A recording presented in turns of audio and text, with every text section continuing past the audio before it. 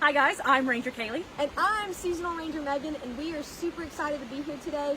Unfortunately, we can't come to your schools right now, so we thought we could bring you all here to Frozen Head State Park by posting a series of videos where we're going to talk about some different things in nature, and we're going to be at-home scientists.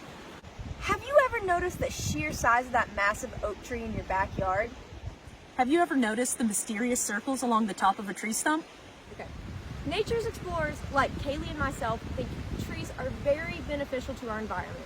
They provide things for us like shade, they filter our air so that we have clean oxygen to breathe.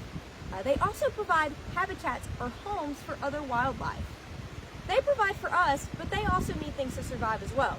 They need plenty of sunlight. They also need plenty of water. With plenty of sunlight and plenty of water, our trees will grow bigger every year, just like us.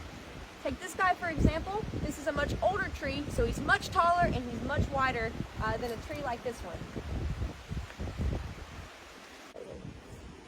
So today, you're going to get to be at-home scientists.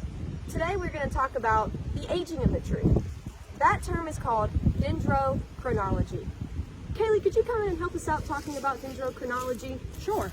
So, Dendrochronology is a really big word, but what it breaks down to is the first part, dendro, which means tree, and the second part, chronology, which is just a fancy word for study of time. So, through Dendrochronology, we are going to study how old this tree is. If you look very closely at this stump, you will notice these mysterious circles all the way to the outer edges. Did you know that these circles tell us a story about this tree? If I were to count each individual one of these rings, I could determine how old this tree was. I could determine the weather conditions each year when the tree would grow. I could also determine some of the challenges that this tree faced. I'm going to have Ranger Kaylee come in and count each one of these individual rings so we can tell you how old this stump was.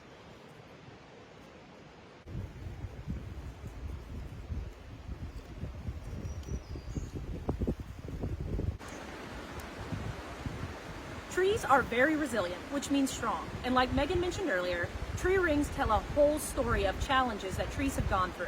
Some of those challenges include harsh weather, such as storms or droughts.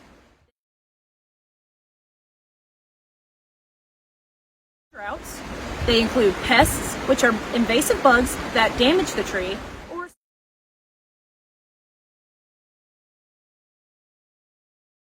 or scarring, which is another way a tree gets injured. We are very much like trees. In life, we face lots of challenges, lots of similar challenges. We face harsh weather, which could be tough times. We face pests or invasive bugs, which could be unkind people to us. And we also face scarring, which can be damaging for us. So we have to be resilient, which means strong as well. Can you think of a time where you were like a tree, you were strong and resilient against harsh weather, pests, or scarring?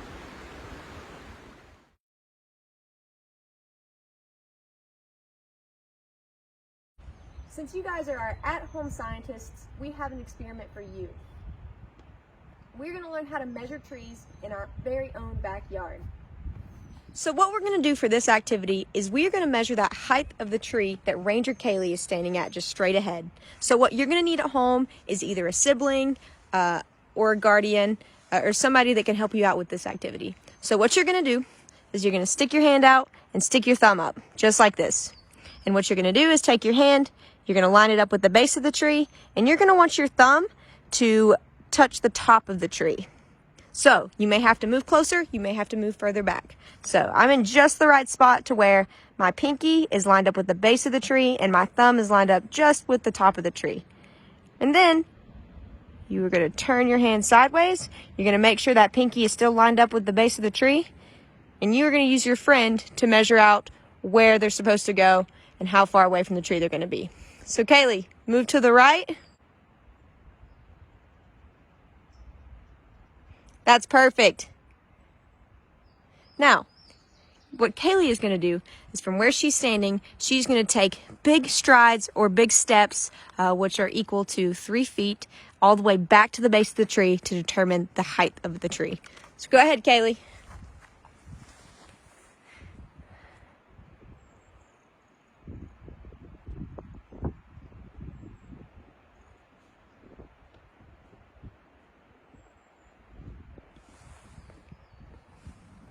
With Megan's help, I took 10 steps from the base of that tree back there. Each of my steps was about 3 feet. So we can determine that that tree is around 30 feet tall. So we want to encourage you all to go outside and paint, draw, or color a picture of a berry tree in your backyard. With that picture, we would like you guys to take a photo of it and submit it in the comments below, or you can send it to our Facebook page, Frozen Head State Park and Natural Area. Thank you all for joining us today. We're going to continue to post videos here in the future about another fun topic. We hope to see you soon.